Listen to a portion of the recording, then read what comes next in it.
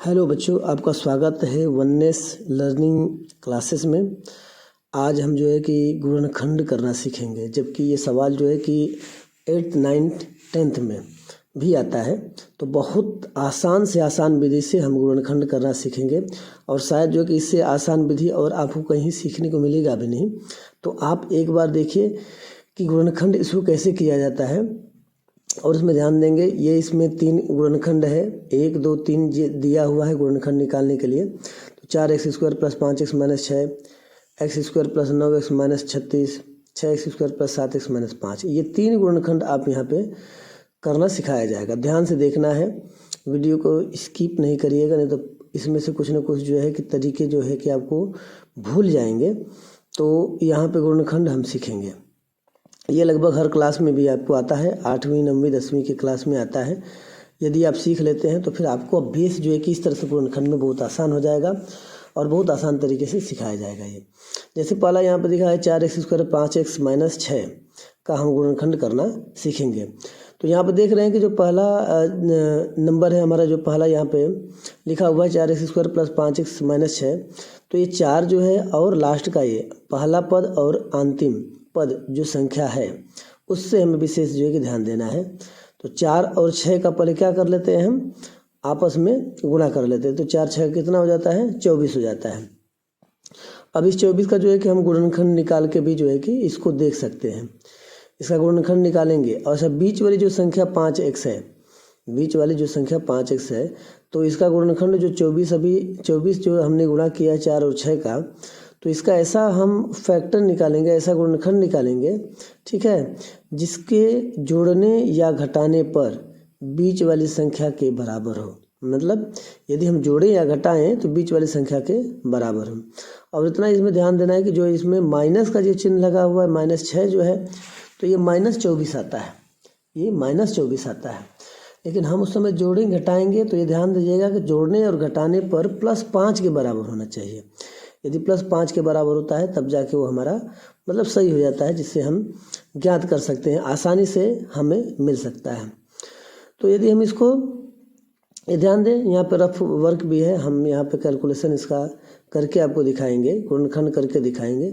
गुणनखंड जो है कि भाग ये आप भाग विधि से भी कर सकते हैं। फैक्टर गुणनखंड विधि जो है कि आप देखेंगे 24 का यदि करते हैं, 24 का करते हैं तो मालूम चल जाता है। ये रफ कार्य करके हमको दिखाते हैं किस तरह से गुणनखंड निकालना है, कैसे इसको मैच करना है। तो यहाँ से शुरू करेंगे। अब ये देखिए 24 का फैक्टर 4 और 6 हम लेते हैं। जैसे गुणनखंड 4 और 6 है, तो यहाँ 4 में से या तो 6 में से 4 यदि घटाते हैं, निकालते हैं, माइनस करते हैं, तो कितना आ जाएगा, 4 में से 6 में से 4 जाएगा, कितना हो जाएगा, 2 हो जाएगा। तो मीन्स ये नहीं हो रहा है, क्योंकि नहीं मिल रहा है, 5 के बराबर नहीं मिल रहा है। तो अब इसके बाद फिर 24 का जो है गुणनखंड हम निकालेंगे। तो पहाड़ा भी आप पढ़ सकते हैं, पहाड़े में भी ये लगभग मिलता है, तो पहाड़े से भी आप कर सकते हैं। तो पहाड़े में भी हम इसको मिला सकते हैं। जैसे 8 तरीके 24 है, तो 8 में से 3 निकल जाएगा तो कितना हो जाता है, 8 में से 3 निकलेगा तो 5 हो सकता है। तो 8 और 3 ये शायद संभावना है, ऐसा लग रहा है कि हो जाएगा, लेकिन एक बार घटा के देखते हैं। तो इसको घटा के हमने देखा तो 5 तो आ गया, 8 में से 3 हमने घटाया तो 5 आ गया। लेकिन इसमें विशेष ध्यान देने वाली बात है कि 8 में से 3 आपने घटाया तो 5 आ गया, आपको +5 इसमें रखना है। तो क्या करना पड़ेगा कि 8 को जो है कि आपको पॉजिटिव संख्या बनानी पड़ेगी, मतलब उसके आगे प्लस चिन्ह देना पड़ेगा, और 3 को माइनस बनाना पड़ेगा। तब जाके बड़ी संख्या में से जब छोटी संख्या घटाते हैं तो चिन्ह जो है कि बड़ी वाली संख्या का लिया जाता है, आप ये जानते हैं। तो 8 यहाँ है और 3 है। देखिए यहाँ पे हमने इसको 4 बार कंडीशन में लिख दिया, 4 कंडीशनों में लिखा हुआ है, 8 3 8 3 8 3 8 3, ठीक है। तो आप देखिए यहाँ पर प्लस यदि हम देते हैं, प्लस के सामने 8 देते हैं, 8 के सामने प्लस देते हैं, 3 के सामने प्लस देते हैं, तो ये जुड़ जाता है। यदि हम -8 और -3 करते हैं तो ये भी जुड़ जाएगा, क्योंकि नेगेटिव संख्या तो है बट समान चिन्ह है, समान चिन्ह आपस में जुड़ जाते हैं। आगे वाले संख्या में देखेंगे +8 -3 करेंगे तो उसमें से ये घट जाएगा, तो इसके बराबर हो जाता है। ये देखिए 8 - 3 जो है कि 11 माइनस हो गया। अब 8 में से 3 जाएगा तो ये +5 आ जाएगा। अच्छा, तो ये है, ये सही है। और -8 में से 3 निकालते तो -5 आ जाता है। तो ये -5 ठीक नहीं है, ये +11 भी नहीं सही है, -11 भी नहीं सही है। 8 में से 3 जो किया हूँ तो ये जो है कि 5 + 5 ये हमारा सही है। तो यहाँ पर कुछ नियम है, इसको विशेष आप ध्यान दीजिएगा कि दोनों संख्याओं को जब कहते हैं ना कि प्लस प्लस जोड़ते हैं दोनों संख्याएं तो जुड़ जाती है, या माइनस माइनस दोनों संख्याएं भी जुड़ जाती है, लेकिन उनके सामने का चिन्ह रखते हैं, माइनस रखते हैं। प्लस माइनस दोनों संख्या घटते हैं, क्योंकि विषम चिन्ह हमेशा क्या हो जाते हैं, विषम संख्याएं, विषम चिन्ह वाले संख्याएं घट जाती है। माइनस प्लस दोनों संख्या को घटाते हैं, और जिस बड़ी संख्या के पहले का चिन्ह हम उसमें रख देते हैं। जिस संख्या के सामने का चिन्ह बड़ा होता है उसी के संख्या के चिन्ह को रखते हैं। अब जैसे 8 और +3 है तो 11 हो गया, तो प्लस चिन्ह हो जाएगा, क्योंकि +8 है +3 है, दोनों पॉजिटिव संख्या है। यहाँ पे -8 है -3 है तो ये -11 हो जाएगा, क्योंकि दोनों चिन्ह माइनस माइनस है, तो माइनस माइनस ये भी जुड़ जाता है। प्लस और माइनस देखिए यहाँ पे घट जाएगा, प्लस माइनस घट जाता है, तो यहाँ पर क्या करते हैं, 8 जो है कि अधिक संख्या, इसलिए उसके सामने का चिन्ह हम रखते हैं। अब यहाँ नीचे -8 और +3 था तो उसको भी हमने घटाया था, तो इसलिए हम क्या करेंगे यहाँ पर, अब 5x के ही जगह पर जो है कि ये दोनों गुणनखंड को रखेंगे। कौन सा, +8 -3 वाला जो संख्या हम यहाँ पर लेकर उसको रखेंगे और गुणनखंड इसका ज्ञात करेंगे। और शेष जो है कि ये 3 जो है इसको छोड़ के, +8 -3 को छोड़कर अब हम इनके गुणनखंड को यहाँ पर रखकर हल करना सीखते हैं। अब यहाँ पर 4x² लिख देंगे, और इसके बाद जो है कि यहाँ पर 6 लिख देते हैं, और इसके बीच में ये क्या करेंगे, जो x उसके साथ रखा गया है तो 8x और -3x हम 5x के जगह पे रखेंगे, क्योंकि हम जानते हैं कि 5x का ये 2 गुणनखंड है, ऐसा हमने गुणनखंड निकाला है। तो 5x का जो है कि ये घटाते हैं, 8x में से 3x घटाते हैं तो 5x आ जाता है कि नहीं आ जाता है। तो 8x में से 3x निकालेंगे तो घट जाने के बाद 5x आ जाता है। अब इस तरह से क्या करेंगे, 4x² + 8x का एक जोड़ा बनाएंगे, और 3x - 6 का एक जोड़ा बनाएंगे। अलग अलग जोड़ा हम बनाकर क्या करते हैं, उसको हल करते हैं। अच्छा, इसको विस्तार रूप से हम क्या करेंगे, x² को x × x और x³ को x × x रख सकते हैं। तो आइए यहाँ पे 4x² है, तो 4x² को क्या करेंगे हम, इसका यदि गुणनखंड निकालेंगे हम तो 2 दूनी के 4, 2 × 2 × 2 लिख सकते हैं, 2 × 2 लिख सकते हैं हम। अब यहाँ पे x² है तो x² को आप कितने बार लिख देंगे, 2 बार लिख देंगे। अब इस प्रकार से ये इसका गुणनखंड हम 4x² का निकाल दिए। अब इसके बाद प्लस रखना है। अब 8x का गुणनखंड निकालना है, तो 8x का गुणनखंड जब निकालेंगे तो उसका भी हम क्या करेंगे, गुणनखंड निकालेंगे।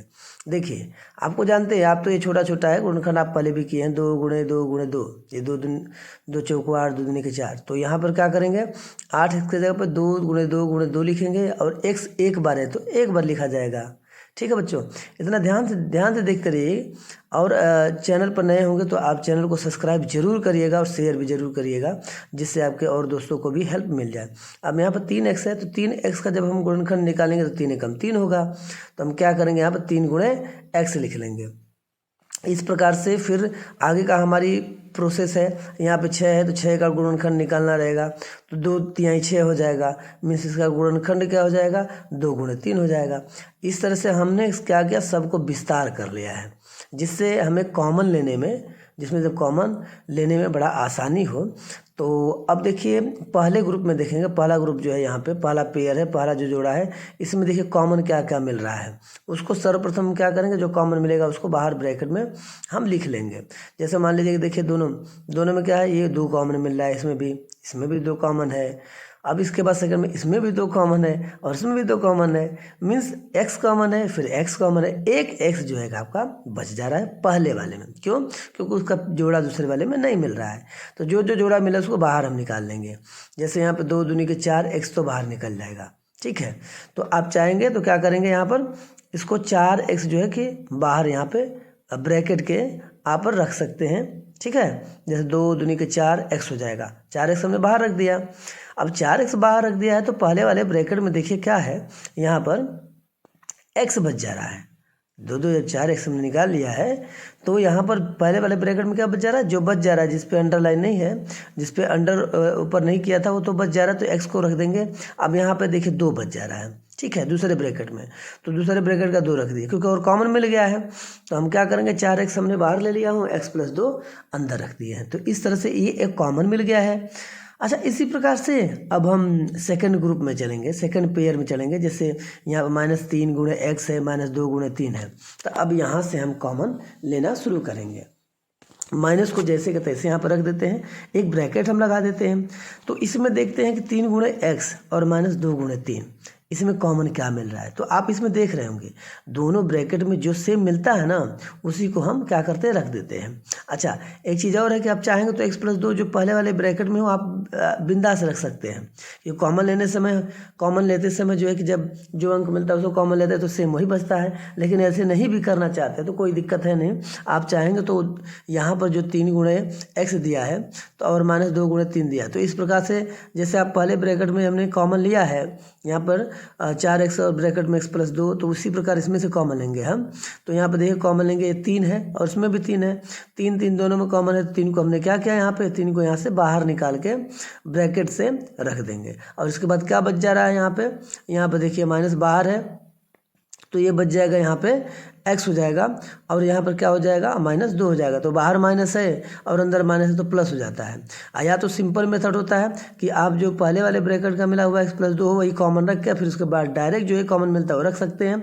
अब यहाँ पर क्या करेंगे, x + 2 दोनों ब्रैकेट में देखिए समान है, उसको हम क्या करेंगे, ये बाहर रख देंगे x + 2। अब फिर इसके बाद जब ये दोनों x + 2 बाहर कॉमन ले लेंगे तो क्या बचेगा, ब्रैकेट में 4x - 3 ये कॉमन मिलेगा। तो आप चाहेंगे तो x + 2 रख सकते हैं और 4x - 3 भी निकाल सकते हैं। इस तरह से गुणनखंड आप आसानी से निकाल सकते हैं। आगे पीछे हो सकता है, x + 2 पहले भी हो सकता है, 4x - 3 बाद में भी हो सकता है, तो आप आसानी से इस तरह गुणनखंड निकाल सकते हैं, इसमें कोई दिक्कत नहीं होगी।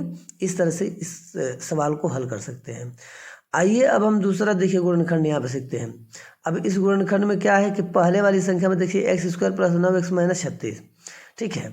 यहाँ पर जो कि x के साथ कोई भी संख्या नहीं है, जबकि इसके पहले वाले सवाल में आप देखेंगे तो x के साथ संख्या थी, जो पहले और लास्ट वाले पद को हमने गुणनखंड करके निकाला है। तो अब यहाँ सिंपल क्या करेंगे, x की जगह पे कोई संख्या नहीं तो 1 माना जाता है, तो क्या करें 36 से कम 36 हो जाएगा। अब 36 का फैक्टर हम निकालेंगे, ठीक है ना, तो 36 का फैक्टर निकालेंगे तो वो भी आप देख लेंगे, तो क्या हो जाएगा, 4 9 36, तो 9 में से 4 जाएगा तो नहीं, 9 के बराबर आ रहा है, हाँ, तो 12 3 36, तो 12 में से 3 जाएगा तो 9 आ जा रहा है, इसलिए 12 और 3 इसका गुणनखंड होगा, ठीक है। तो x² को क्या किया गया है, नीचे ले लिया गया है, 9x की जगह 12x - 3x रखा गया है, हाँ, इसलिए क्योंकि 12x में से 3x निकलेगा तो 9x बच जाएगा। मतलब हमने बताया था कि पहले और अंतिम पद का गुणनफल, ठीक है, पहले और अंतिम पद का गुणनफल करके क्या करना है कि उस गुणनफल का क्या करेंगे, हम गुणनखंड निकालेंगे, और गुणनखंड निकाल के किसके किसके पहाड़े में आता है वो पहाड़े लिख कर उसमें फिर घटा के जोड़कर ये देखना पड़ता है कि बीच वाली संख्या जो 9x उसके बराबर हो रहा है कि नहीं हो रहा है। तो आइए यहाँ पे देखिए हमने गुणनखंड कई प्रकार से लिख लिया है। अब हम क्या करेंगे, हर चिन्ह को रख कर पारापारी एक दूसरे को देखते जाएंगे, यहाँ बराबर आ रहा है कि नहीं आ रहा है, ठीक है। अब यहाँ पर प्लस प्लस रख दिया तो 15 हो गया, माइनस माइनस रख दिया तो -15 हो गया, प्लस 12 में से 3 हो गया तो देखिए +9 हो गया। तो इसका मतलब ये हुआ कि 12x और 3x ही इसका गुणनखंड होगा। हमको 9 चाहिए, तो इसका मतलब देखिए यहाँ पे हमने घटा के देखा हूँ, 12 में से 3 निकला तो +9 आ गया है। इसका मतलब कि यही तीसरा वाला जो पद है यही हमारा गुणनखंड होगा। अब हम स्वेच्छा से उसमें क्या कर सकते हैं, x को शामिल कर सकते हैं, क्योंकि उसके साथ वो, अरे भाई उसका परिवार है तो उसको क्या कर देंगे, शामिल कर देंगे, ठीक है। आज जब उसको परिवार को शामिल कर देते हैं तो फिर क्या होता है, इंजॉयमेंट मस्त जो है कि उसमें से हम कॉमन लेके आराम से हल कर सकते हैं। यहाँ पे देखिए सबका गुणनखंड जैसे पहले वाले में किया वैसे सबका गुणनखंड हम निकाल के पहले से रख लिए हैं, क्योंकि आपको जो है कि ज़्यादा टाइम से वीडियो बनाने में बड़ा वीडियो ना हो, क्योंकि आपका भी टाइम बहुत इंपॉर्टेंट है। तो इसमें देखिए हमने गुणनखंड पहले से कर लिया है, तो x दोनों में मिल रहा है। जब x दोनों में मिल रहा है तो हम क्या करेंगे, यहाँ से x कॉमन आप आराम से ले सकते हैं, x को बाहर लिख दीजिए। इसके बाद जो बचता है वो अंदर लिखिएगा। तो यहाँ पर देखिए x जो है कि अंदर बच बच रहा है, तो उस x को हम क्या करेंगे ब्रैकेट के अंदर लिख देंगे। फिर इसके बाद क्या बच रहा है दूसरे ब्रैकेट में, 2 दूनी के 4 यहीं 12, तो ये 12 बच जाएगा। तो अब क्या करेंगे x + 12 जो है कि अंदर की तरफ लिख देंगे। इस तरह से देखिए पहले ग्रुप का गुणनखंड मिल गया। अब दूसरे ग्रुप में चलते हैं। अब यहाँ पर देखते हैं माइनस है, तो आप बिंदास जो है कि x + 12 इसमें भी रख सकते हैं। जो पहले वाला है ना, पहले वाले ब्रैकेट का जो कॉमन मिला हुआ है, कॉमन फैक्टर मिला हुआ है, कॉमन नंबर मिला हुआ है x + 12, तो आप स्वेच्छा से लिख दीजिए। अब इसके बाद इसमें देखना है कि पहले वाले में और दूसरे वाले में क्या कॉमन मिलता है। देखिए इसमें 3 मिल गया, इसमें 3 मिल गया, मिल गया कि नहीं मिल गया। अब 3 मिल गया तो हम क्या करेंगे, सिंपल 3 को बाहर निकाल देंगे। और जब बाहर रख देते हैं तो आपको पूरी तरह से गुणनखंड हो जाता है, फिर कोई दिक्कत ही नहीं है, माइनस प्लस का टेंशन ही नहीं। बस ये आपका देखिए पूरा गुणनखंड हो गया। कैसा लगा, अच्छा लगा कि नहीं। इस तरह से आप भी गुणनखंड निकाल सकते हैं। तो इसमें क्या करना है, x + 12 दोनों में से कॉमन ले सकते हैं। x + 12 ले लेंगे तो क्या होगा, एक ब्रैकेट में बच जाएगा x - 3। इस तरह से इसका पूरा गुणनखंड हो गया। तो आप लोग को आई होप आप लोग को समझ में आया होगा। तो आप अब नेक्स्ट जो है कि हम सवाल यहाँ पे कुछ करके रखे हुए थे, जिसमें कि आपका समय ज़्यादा न लगे। 6x² + 7x - 5। अब यहाँ पर क्या है कि x के साथ पहले पद में देखिए 6 है, फिर दूसरा पद हमारा 7x - 5 है। तो क्या करेंगे, अब 6 और 5 का गुणा करेंगे। 6 और 5 गुणा करेंगे तो -30 आता है। तो -30 नहीं, केवल 30 रख के ही हम सॉल्व करते हैं। तो अब ऐसा गुणनखंड निकालना है जिसमें से हम घटाते हैं तो 7 के बराबर होना चाहिए। तो यहाँ पर क्या हो जाएगा, 10 × 3 हो जाएगा। अब मान लें 15 दूनी 30 लेते हैं तो 15 में से 2 निकलेगा तो नहीं आएगा 7x, इसलिए 10x और 3x रखा गया है। तो 6x² को हमने पूरा विस्तार किया हम, तो 2 × 3 × x हो गया ना। अब यहाँ पर क्या किया, 10 को 2 पचे 10 × x रख दिया। इसी तरह 3 × x और -5। अब यहाँ से क्या करेंगे, कॉमन लेंगे, जो कॉमन मिल रहा है। जैसे 2 है कॉमन, x कॉमन मिल रहा है दोनों में, तो हमने 2 और x बाहर निकाल दिया हूँ, 2x हो गया। इसके बाद जो बच जाता है 3x बच जाता है पहले ब्रैकेट में, और इसके बाद 5 बच जाता है। अब सेम 3x + 5 हम डायरेक्ट लिख देंगे, और जो चिन्ह बाहर माइनस है ना, तो माइनस को डायरेक्ट उतार दिया जाएगा। 3x + 5 बाहर लिख देते हैं, तो क्या बचता है, उसमें भी कॉमन मिल जाए। देखिए क्या कॉमन मिल रहा है, इन दोनों में कॉमन कुछ भी नहीं मिल रहा है, नहीं मिल रहा है। तो इसका मतलब ये हुआ कि इसमें एक कॉमन किसी न किसी तरह रहता है, क्योंकि 3 × 1 × x 5 × 1 यदि हम लिखते हैं तो वही संख्या आती है ना, 3 × x ही आता है, और -5 × 1 लिखेंगे तो 5 ही आएगा। लेकिन जिसमें कुछ कॉमन नहीं मिलता है, ये याद रखिएगा, उसमें एक कॉमन हम रखते हैं, ठीक है। क्योंकि एक में जब गुणा करते हैं तो कोई भी उस पद पर प्रभाव नहीं पड़ता है, वो जैसे का ही तैसे वही अंक आता है। इसलिए यहाँ पर 3 × x - 5 है, तो यहाँ पर एक कॉमन हो जाएगा, ठीक है, क्योंकि कोई भी कॉमन नहीं है ना यहाँ पे। तो कॉमन एक हो जाएगा। तो यहाँ पर क्या करेंगे, 3x + 5, 3x + 5 हम क्या करेंगे, यहाँ पे कॉमन लेंगे। तो 3x + 5 क्या करते हैं, जब कॉमन लेते हैं तो क्या बच जाता है। देखिए पहला ब्रैकेट के बाहर 2x है, दूसरे ब्रैकेट के बाहर -1 है, तो ये रख देते हैं। तो इस तरह से गुणनखंड हो गया। आप जो है कि ज़्यादा से ज़्यादा चैनल को सब्सक्राइब और शेयर करिएगा। थैंक यू बहुत बहुत।